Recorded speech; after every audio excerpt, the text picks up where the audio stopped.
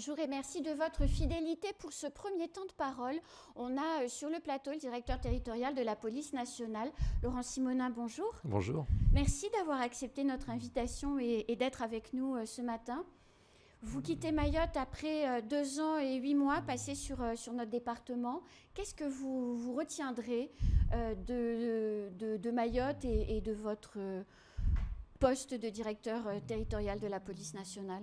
Je vais déjà retenir une organisation qui est un peu différente que celle que j'avais connue en métropole, puisque Mayotte était un des sites pilotes, je dirais, de la nouvelle organisation de la police qui va se mettre en place en métropole à compter du 1er janvier 2024.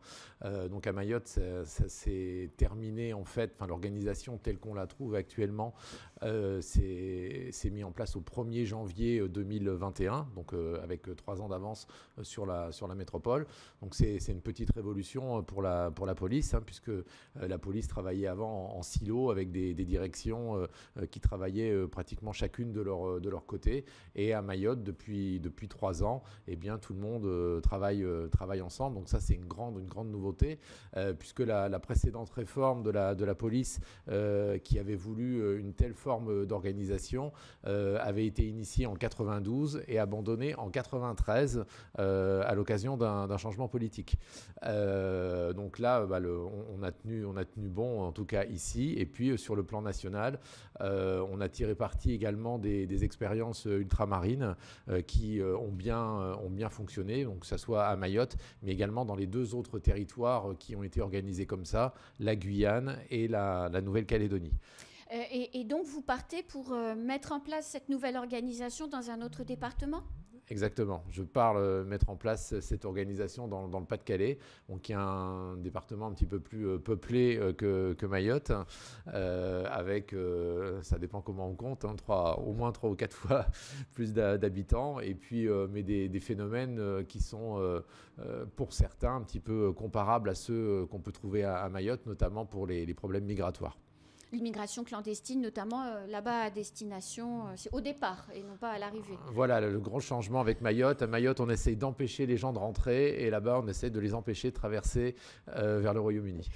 Alors, à Mayotte, cette nouvelle organisation, elle a permis quoi de différent par rapport à l'organisation d'avance? C'est quoi les gains, en fait, pour la population?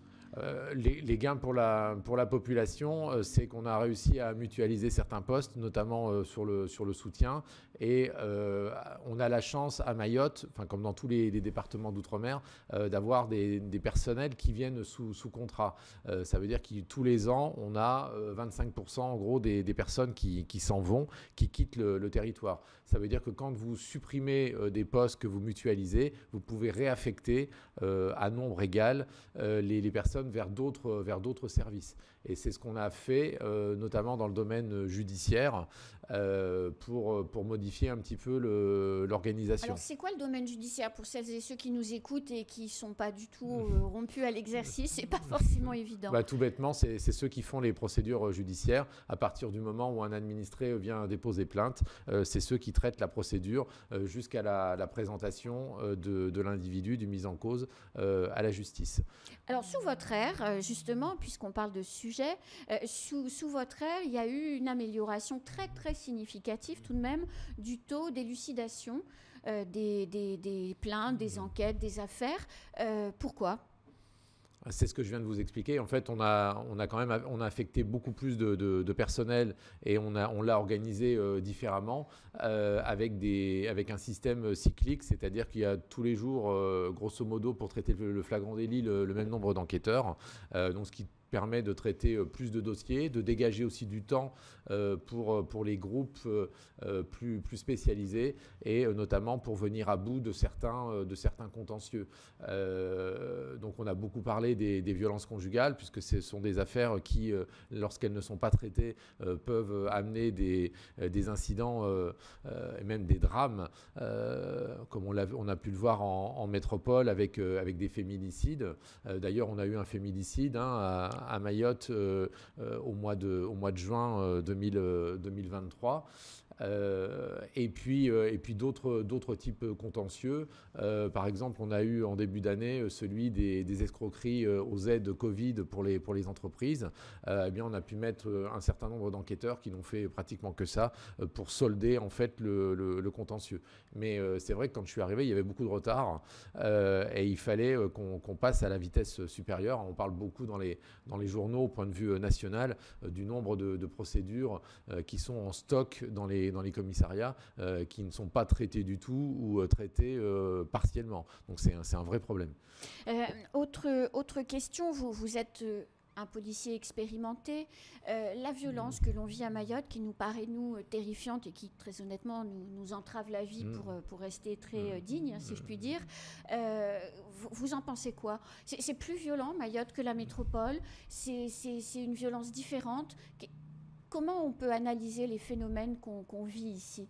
Voilà, la violence est beaucoup plus importante ici qu'en métropole. Il suffit de regarder les photos qui sont derrière vous, je ne peux pas dire autrement. On a beaucoup plus de phénomènes de bandes, on a surtout des barrages. Moi, je n'avais jamais vu dans ma carrière autant de barrages sur la chaussée pour détrousser les gens avec les voitures qui s'arrêtent.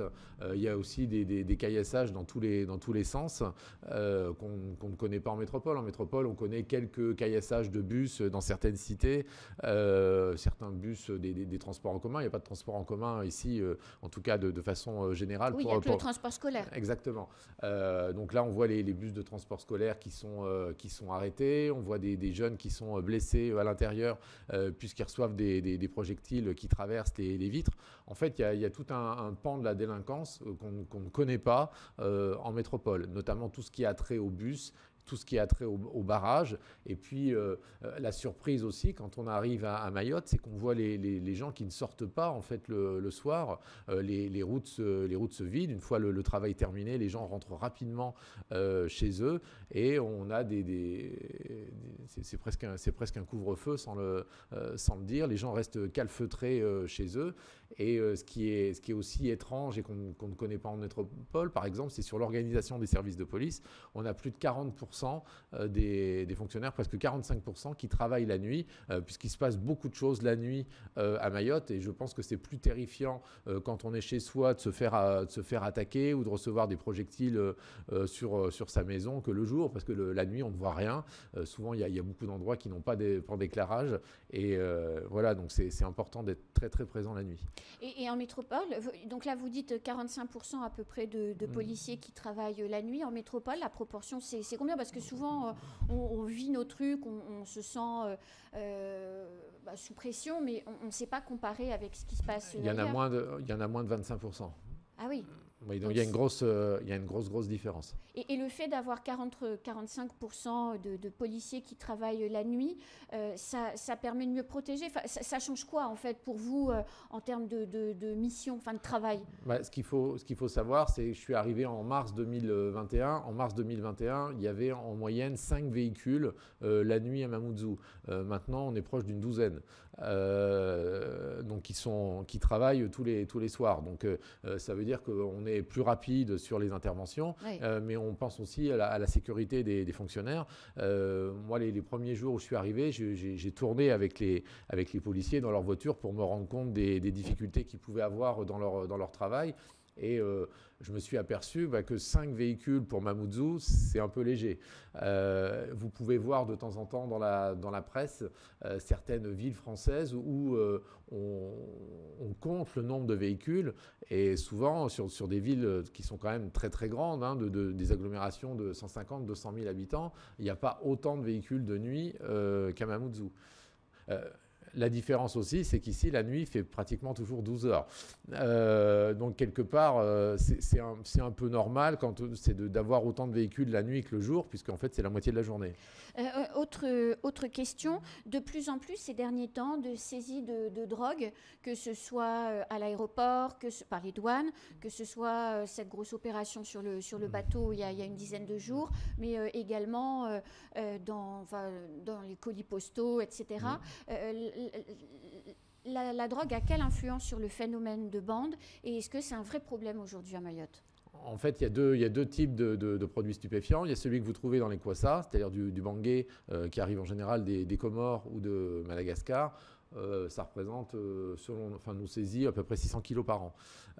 Et puis, il y a le cannabis. Le cannabis, en général, il vient de métropole.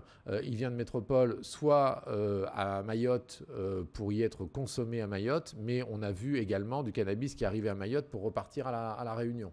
Donc, c'est les deux types de produits. Au niveau de la délinquance, quand on interpelle des gens, on les rencontre plutôt ivres que sous l'effet du cannabis. Moi, depuis que je suis arrivé, j'ai entendu parler de la chimique. On n'a pas vu, enfin moi, j'ai pas constaté, en tout cas, beaucoup de gens qui étaient sous l'emprise de ce produit. Enfin, je dis produit, mais en fait, je crois, enfin en tout cas, d'après ce que j'ai pu lire, plus que constater, qu'il y a en fait beaucoup de formes différentes. C'est un mélange de plusieurs substances. Le cannabis, en général, n'est pas tellement prévu pour énerver les gens. Donc, je ne pense pas que ça soit une drogue qui appelle forcément la violence. Après, le cannabis entraîne en général une délinquance structurée.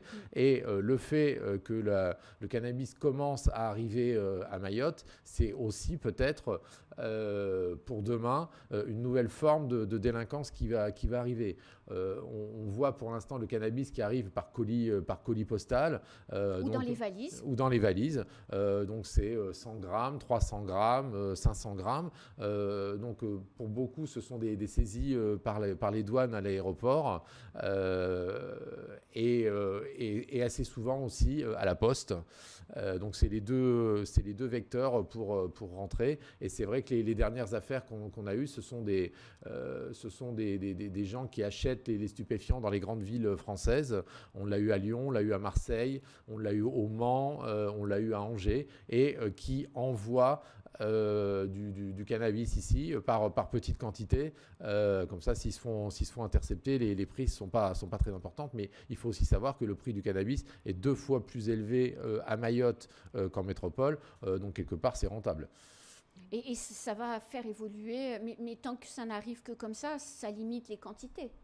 Ça limite les quantités, mais bon, on a quand même des réseaux qui sont assez importants, avec des affaires passées ou en cours, où on voit des envois réguliers de produits qui sont plus ou moins bien cachés. Donc c'est le prochain problème. Je pense que c'est le prochain problème, oui, effectivement. Et quand on voit que en fait, le cannabis a structuré la délinquance en métropole, bien sûr. on voit... Alors, le cannabis, il a deux conséquences. Donc la structuration de la délinquance, mais d'un autre côté, tout le monde sait que les cités de métropole qui sont des plaques tournantes du cannabis sont un peu plus calmes. Donc ça peut peut-être améliorer les violences urbaines, c'est-à-dire que tant qu'il y a du trafic de drogue, on ne fiche pas le bazar pour ne pas avoir la police tous les jours. C'est un peu ça l'idée. Mais d'un autre côté, ça met quand même sous coupe réglée des quartiers entiers. Voilà, mais enfin bon, on n'en est pas encore là. Pour l'instant, c'est vraiment très très artisanal. Pour votre successeur qui va arriver, les grands chantiers que vous percevez pour vous demain à Mayotte pour gérer cette insécurité et l'immigration clandestine, ce sont lesquels? En fait, en gros, si vous étiez resté encore, vous vous seriez attelé à quel dossier? Non, je ne peux pas vous dire autrement que de m'atteler dans la continuité de ce qui a été fait. En fait, on voit les dégâts commis par les bandes. En fait, quand on parle à des citoyens ici, ils ont vu pour la plupart une bande avec des machettes s'attaquer à des gens sur la route. Ils ont peut-être été victimes, ou en tout cas, ils ont des proches qui ont été victimes d'agressions, que ce soit à proximité de leur domicile. Voilà. Donc je pense qu'il faut lutter contre cette délinquance, et on voit en fait qu'il ne faut pas simplement traiter le phénomène sur le plan de l'ordre public. C'est ce que disait votre invité, que j'entendais un petit peu là, lorsque j'étais arrivé dans le couloir. Voilà, il faut qu'il y ait un pendant judiciaire. On ne peut pas se contenter de disperser les gens. Et en fait, le calme ne peut arriver dans un quartier que quand les procédures vont au bout. C'est-à-dire qu'on met les gens en prison. Voilà, exactement. Mais quand les mineurs sont relâchés par la justice pour 1000 raisons dont on pourrait discuter pendant 100 ans, on a quand même un problème parce que ces jeunes mineurs, caillasseurs ou agresseurs, retournent dans leur quartier en disant le juge ne m'a pas condamné. Alors, on s'aperçoit quand même que lorsqu'on élimine les majeurs, la pression baisse quand même très sensiblement. Je ne vous cache pas que sur les procédures, on cible essentiellement les majeurs, puisqu'on est sûr d'avoir une réponse pénale. Dans certains quartiers, alors je suis superstitieux, hein, donc je ne vais pas forcément vous les donner, mais on a eu des résultats, puisque les gens vont en prison. Hein. On a mis 3 fois plus de personnes en prison qu'il y a 3 ans, et il y a certains quartiers, ça s'est amélioré.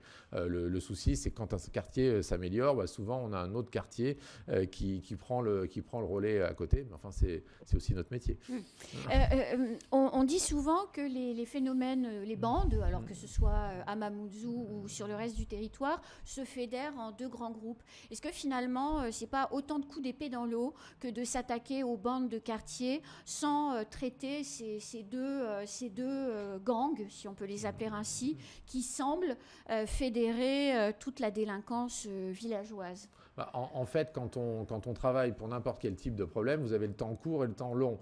Le temps court, il faut faire quelque chose. Enfin, les gens ne vont pas attendre qu'on ait fait des beaux organigrammes de la bande de tel village associé avec une autre. Donc on est obligé, il faut faire au plus vite. C'est-à-dire que toute personne qu'on pourra mettre en prison, ça sera toujours ça de prix. Donc ça, c'est le temps court. Et puis, en fait, il y a le temps plus long, le temps de l'enquête. Par exemple, ce matin, on a interpellé 5 personnes à Magicavo qui ont participé aux incendies d'Isma qui perturbe, c'est le mot est faible, donc qui pourrissent la vie, qui détruisent le haut du quartier de Disma en général les vendredis, les samedis et les dimanches. Donc voilà, donc ça c'est, on a eu plusieurs semaines d'enquête, mais il faut que les gens viennent chez nous, portent plainte. Alors ça, ils arrivent à le faire en général. Hein. C'est nouveau, hein, parce qu'avant, ils ne le faisaient plus. Hein. Voilà, alors il faut passer aussi à la phase 2. La phase 2, c'est quand on montre des planches photos, quand on montre un certain nombre d'individus, il faut les reconnaître. Alors je sais bien que certaines personnes changent. Comment ? Puis les gens ont peur. Oui, mais enfin bon, après on s'en sort pas. Hein. Donc il faut absolument, pour nous, c'est hyper important de reconnaître les gens. Alors ils peuvent être cagoulés, hein, donc c'est pas facile, mais quand on a en général un tel type de survêtement, quand on a un tatouage, quand on a une blessure, quand on a une paire de chaussures qu'on va pas forcément changer tous les jours, enfin il y a un certain nombre de détails comme ça qui permettent après d'avancer, puisque les vêtements, on peut les retrouver lors d'une perquisition. On peut avoir des images d'un autre moment ou d'un compte Facebook avec l'individu qui a tel type de chaussures, où on voit le tatouage. Donc c'est tous des éléments qui sont importants. Et donc voilà, les gens viennent, mais maintenant, deuxième étape, il faut nous donner tous les détails, des détails qui peuvent paraître insignifiants pour un profane, mais qui nous permettent de mener les enquêtes jusqu'au bout. Alors le gouvernement se fait fort régulièrement de dire que les effectifs des forces de l'ordre, police et gendarmerie, ont considérablement augmenté depuis l'arrivée d'Emmanuel Macron au pouvoir. Vous, en tant que patron de la police de Mayotte, vous diriez que vous avez assez d'effectifs où il vous manque des compétences, il manque des gens ? Alors, quand on regarde le nombre, de façon en valeur absolue, le nombre de policiers à Mayotte, on regarde le nombre de policiers par exemple en 2016 et puis on regarde maintenant, il y a pratiquement 50% d'effectifs en plus. Donc je pense qu'il n'y a pas d'endroit en France où les effectifs ont augmenté autant. Mais bon, vous avez pratiquement la solution dans la question. Hein. En fait, oui, il nous manque des compétences. C'est l'éternel souci de l'attractivité de Mayotte. C'est le même problème problème au CHM, c'est le même problème dans d'autres administrations. Il y a des compétences qui sont difficiles à trouver, pour lesquelles il faut se battre. Alors on ouvre les postes, hein, les postes sont ouverts, mais parfois il n'y a pas de candidats. Ou alors il y a des candidats qui veulent venir ici et qui n'ont pas les compétences et qui essayent de s'infiltrer dans le dispositif. Donc les compétences dont vous avez besoin sont lesquelles ? Alors, la première compétence, c'est en matière de police judiciaire. C'est ce qui nous manque le plus. Donc, tout ce qui concerne les infractions économiques et financières, vous savez que c'est un domaine dont le citoyen que vous rencontrez dans la rue, il vous en parle beaucoup. Hein. Il vous parle des bandes et de l'économique et financier. Parce qu'il a l'impression qu'il y a un certain nombre de personnes qui profitent de la situation. Et donc, c'est un domaine où on doit travailler. Il y a tout ce qui concerne la cybercriminalité aussi.